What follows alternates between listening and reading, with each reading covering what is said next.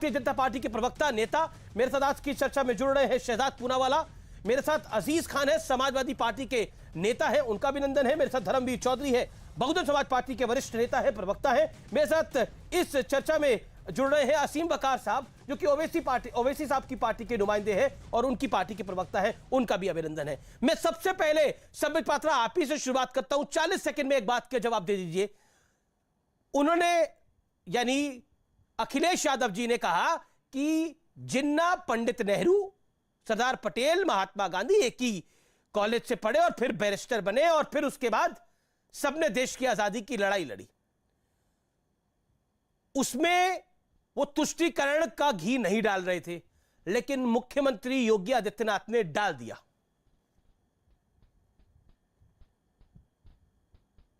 देखिए अमीश भाई, ये हिंदुस्तान की जनता है और मुझे लगता है जो डिबेट आज हम कर रहे हैं, बुद्धिमान लोग बैठे हुए हैं डिबेट में।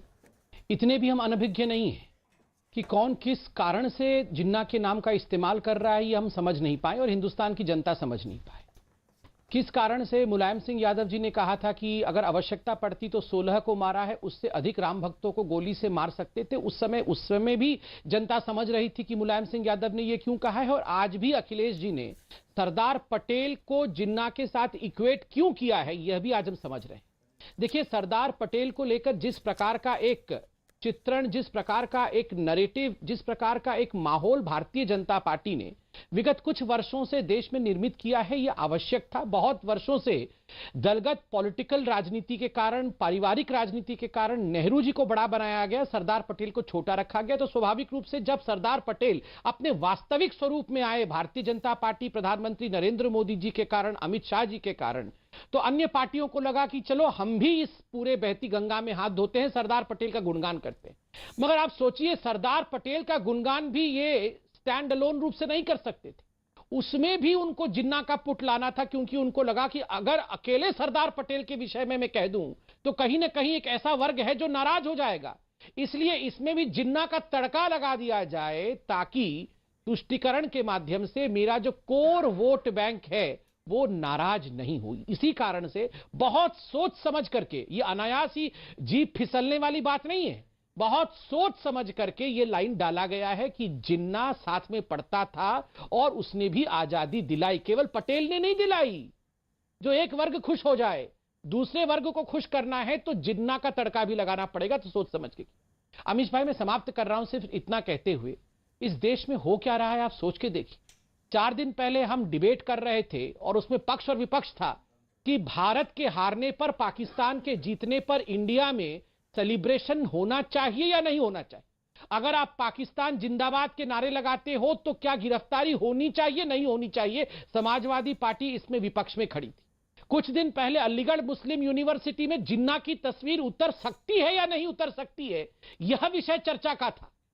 अमीश भाई, बड़े दुख के साथ कह रहा हूं, पाकिस्तान से तो हम निपट लेंगे, सर्जिकल स्ट्राइक कर लेंगे, एयर स्ट्राइक कर लेंगे, मगर ये पाकिस्तान के अब्बा जान जो हिंदुस्तान के अंदर बैठे हुए हैं, इन अब्बा जानों से कैसे निपटेंगे, ये हमें सोचना पड़ेगा। जी, मैं अजीज खान का रुख करता हूं। अजीज खान, इस विवाद में पड़ने की आवश्यकता क्या थी? देश जोड़ने वाले से देश तोड़ने वाले की आप बराबरी कैसे कर सकते हैं?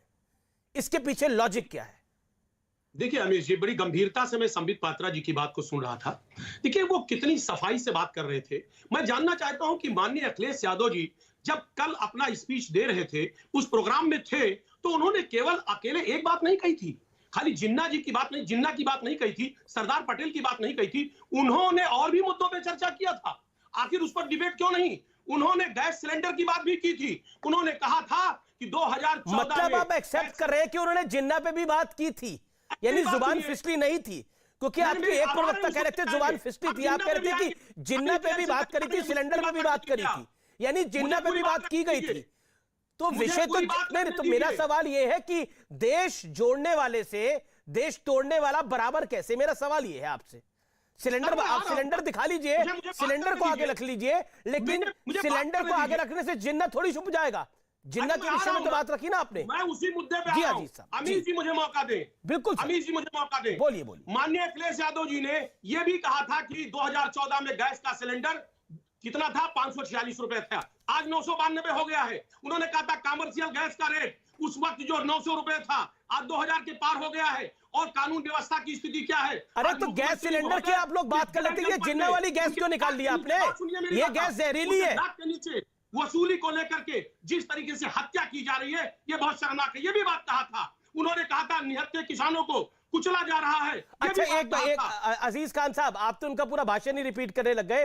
वो अखिलेश जी का भाषण हमने पूरा सुना था और उस भाषण को चैनल्स पे, हर चैनल पे दिखाया भी गया है, हमारे चैनल पे भी दिखाया गया है, हमारा रीजनल चैनल है उसमें भी दिखाया गया, हर चैनल पे दिखाया गया। मैं आपसे सवाल सरल पूछ रहा हूं, जिन्ना पर उन्होंने क्यों बोला था? आप मुझे कह रहे हैं कि गैस का सिलेंडर था, उन्होंने रेप पे भी बोला, गैस के सिलेंडर पे भी बोला, उन्होंने हर चीज पे बोला, सृष्टि में जितनी चीजें हैं सब पे बोला, पर जिन्ना पर क्यों बोला? मैं सवाल ये पूछ रहा हूं, जवाब क्या है इसका? ये जिन्ना वाली गैस क्यों निकली? नहीं आ रहा हूं ना, आ रहा हूं, उसी मुद्दे पे आ रहा हूं। हाँ। अनिल जी मुझे मौका दें। माननीय अखिलेश यादव जी ने ये नहीं कहा, उन्होंने ये कहा था कि ये साथ में पढ़े थे। ये अच्छा। बताइए, अगर आपके साथ में कोई भी शख्स पढ़ता है, स्टडी करता है, ठीक है, आगे क्या बोला? आगे क्या बोला? आगे क्या बोला? उन्होंने विचारधारा की बात नहीं कही थी, उन्होंने कहा था साथ में पढ़े थे। आगे क्या बोला? आगे क्या बोला? हाँ, साथ में पढ़ने के आगे क्या बोला? उसको इनकार नहीं कर सकते आप। नहीं, बिल्कुल मैं इनकार नहीं कर रहा। अरे मैं कौन होता हूं इनकार करने वाला? ये तो तथ्य है ना, सच्चाई बोली अखिलेश जी ने। उसके आगे क्या बोला? उसके आगे क्या बोला? साथ में पढ़े तो पढ़े थे। तो उसके आगे क्या बोला? उसके आगे क्या बोला? आगे क्या बोला? हाँ बोला। उसके आगे आप तोड़ मरोड़ कर पेश करिए, यही बोला। नहीं उन्होंने उसके आगे बहुत सारी बातों को रखा। देखिए मेरा काम नहीं है तोड़ मरोड़ के पेश करना। ना ना ना ना ना ना ना ना ना, मेरा क्यों काम होगा तोड़ मरोड़ के पेश करना? बोलो तो मैं वाइट दोबारा सुना दूंगा, इसमें फजीयत आपकी होगी। मैं नहीं चाहता आपकी फजीयत हो भरी महफिल के अंदर, मतलब बहुत सारे लोग देख रहे हैं, मैं बिल्कुल नहीं चाहता कि आपकी इस तरह की फजीयत हो। उन्होंने क्या बोला मैं आपको पढ़ के सुना देता हूं। अगर आप चाहते हैं कि लाइव टेलीविजन में मैं एक बाइट चलाऊं और आप गलत साबित हो, आप चाहते हैं मैं इस तरह के कार्यक्रम नहीं करता। जिस आप चाहते हैं तो मैं वो कर देता हूं, आपकी चॉइस छोड़ता हूं मैं, ये ऑप्शन आपकी है। You want me to play that byte, I will play that byte again. लोग दोबारा सुनेंगे उस बाइट को। 10 सेकंड का मौका। अरे मैं आप ही को मौका दे रहा हूं सर। अजीज भाई ये ऐसे, अजीज भाई आपका नाम इतना खूबसूरत है अजीज, आपसे तो मैं सरल सवाल पूछ रहा हूं इतना, आप क्या चाहते हैं मैं वो बाइट दोबारा प्ले करूं? आप ये चाहते हैं?